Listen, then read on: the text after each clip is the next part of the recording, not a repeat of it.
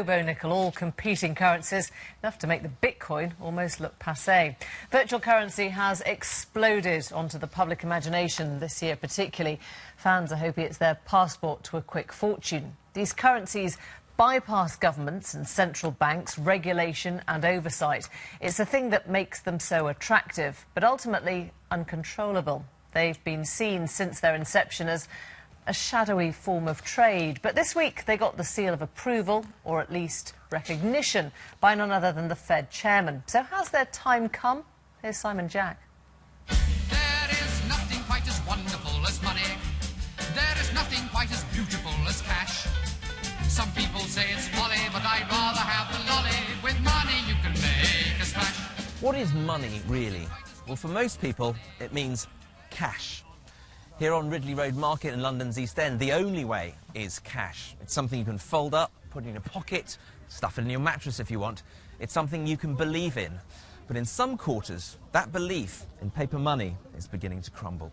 Some things have value because they are either desirable or rare, like gold, diamonds, or famous works of art. The problem with money is that it is anything but rare. Central banks around the world are printing the stuff like it's going out of fashion. And for some people, it already has.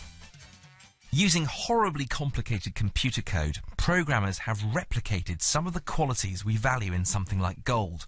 Powerful computers compete like prospectors to unearth or mine the coins in cyberspace, but there is a finite supply of them. Here you have a token which is impossible to dilute, impossible to counterfeit.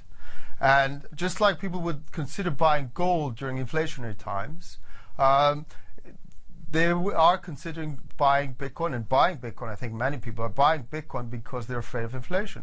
So, all very clever. But what's the use of something that only exists in the ether? You can't take that down the pub.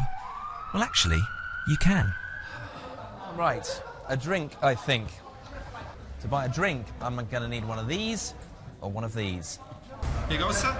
Great, thank you very much. £3.20. Good. Thank you very much. And okay, that was 0.0071 bitcoins to pay. So far, virtual currencies have been in the shadows of the financial system, an experiment in creating a new form of exchange. But when the world's most powerful banker name-checks them, people sit up and listen. While these types of innovations may pose risks related to law enforcement and supervisory matters, there are also areas in which they may hold long-term promise. A word or phrase from the Fed chairman can move markets, and this was no exception. Bitcoin soared in value after these recent comments. Bitcoins are now worth $730 each. Just 2 years ago, it was $3. Virtual currencies can also be used anonymously, making it the perfect black market currency. The Silk Road was an online emporium selling illicit goods for cyber cash. Last month it was shut down by US agencies and the value of bitcoins plummeted.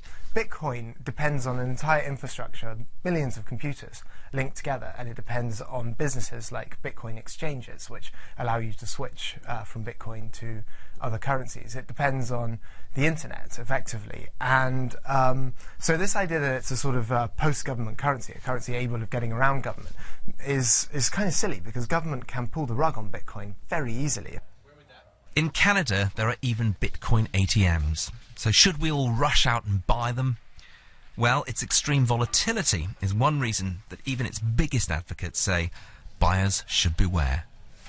I'd encourage people to do research and only risk as much as they're willing to comfortably lose in Bitcoin or any other virtual currency. You don't take Bitcoins, do you? No, I don't. Bitcoin? What's Bitcoin? So you better keep a few readies on you. You may need them. Thank you very much. I'll take it.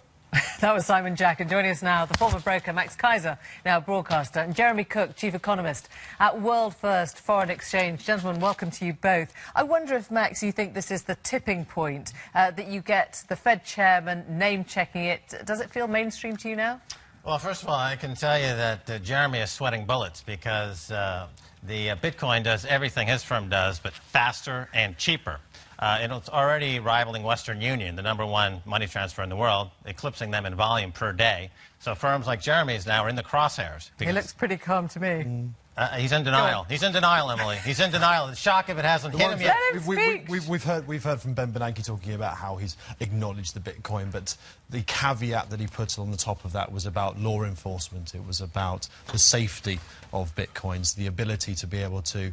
Obviously, they can't counterfeit them. That's one of the reasons why people buy into these things. But the reason why people are so scared about them is the ability that they can't be traced, the anonymity of it all. And certainly payment institutions like World First, who actually hold the world record for making a payment between two countries, by the way.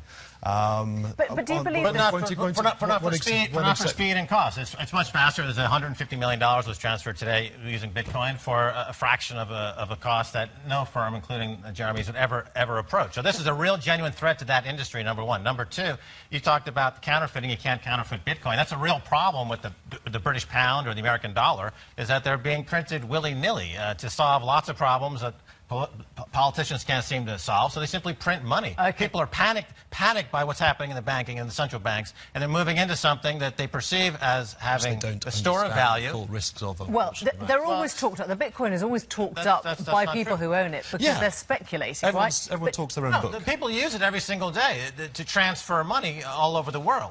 It has a primary purpose as a means of transferring money, number one. Number two, it's also a currency. That's why it has huge value in this economy.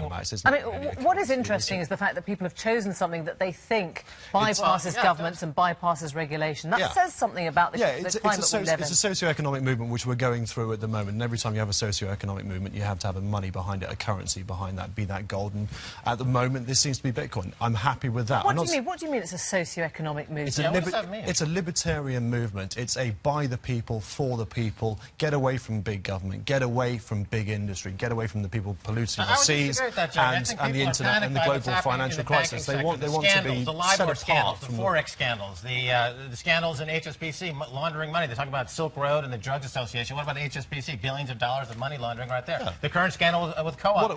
People are scared by the banking in this country and around the world. But you heard the point the commentator made there, that people think it's a post-government currency. It's not, because the government can step on it or stamp it out if they want to. That's false. Why? Because it's completely outside. It's like P2P file swapping hit the music industry. This is the P2P file swapping of money. And so the banking system and the current regulatory environment, it will be as effective at stopping that as the music industry or the Hollywood industry. Governments have already seized Bitcoins, and if they couldn't hack into it. The Bitcoins that were... If they see it as a threat, they will take it off the people. We all know that, and I don't see... And how do they do that then? I mean, how do they take it off people if they don't even know where to get it? It's just like I've got cash in my wallet now. There's no way of insuring your Bitcoins against loss. It's one of the big fears about it. They can simply take it off you. They can get it off your computer, and if they feel it as a threat... Emily, this is what's happening in this industry. The regulatory environment in the US and the UK versus the rest of the world. In China, India, around the world, Bitcoin is now the unbanked of the world. 6 billion people that don't really have access to banking infrastructure as such are now using these currencies, using it with their mobile technologies, and they are going to lead this market. The #1 market for Bitcoin right now is in China. And if the US and the UK don't want to compete, if they don't want to compete in this market, then they can go home. We don't want them to compete in this market. But when you say Bitcoin to people, a lot of people will think automatically of the dark net. They'll think of the drugs. They'll think of the child porn. They'll think of the rather seedy side of the transactions that people don't want to do up front. Isn't that where Bitcoin's going to stay? No, of course not. That's a very minor part. When Silk Road was busted, Bitcoin started to move up in value because you got rid of what was perceived as a bad agent in the market. There's a commerce element to Bitcoin, fine, but the majority of the reason why we're looking at Bitcoin now is the huge increase in price, and that's what really takes it away as a currency. If I owe you £200 and say Bitcoin's trading at £200, I can give you a Bitcoin and say, there's our £200 debt is paid. Tomorrow, the value of Bitcoin halves. I've got a way we're not actually paying you 100 quid. No, that's false. The fact that it is doing so well is because it's so volatile, people can't use it as a medium of exchange. Bitcoin to any currency instantaneously. Instant conversion. I mentioned all the other virtual money. There's no currency. Chaps, we haven't got long. 16% risk that we're seeing on a daily movement. You make an instant transaction using a service like BitPay, for example. You take no currency risk. Okay, which not many people will take at the moment, right? It's a huge industry. What about all the other currencies I mentioned at the beginning, the peer coin and the hobo nickel and all the rest of it? Do you think there's any... I mean, obviously, if you can do an algorithm, you want to code a new coin, right? Will those have any future? Competition is good. Very nice internet affectation, I think. Well, I'm surprised. What affectation? Yeah. That aren't going anywhere. Aren't going anywhere. A nice thing for online, they will always have a following. Will you ever invest in virtual currency? I had a look at it a couple of years ago, had a place, see what the infrastructure behind it was, Richard Branson and sold it back. just said today he's accepting Bitcoin for his interspatial flight new programs, and he's already booked a $250,000 seed with it. So people are accepting Bitcoin. There's 20,000 merchants that accept Bitcoin, and it's growing in popularity. One thing to do with your Bitcoin. Thanks very much indeed. Thank you both. Thank you.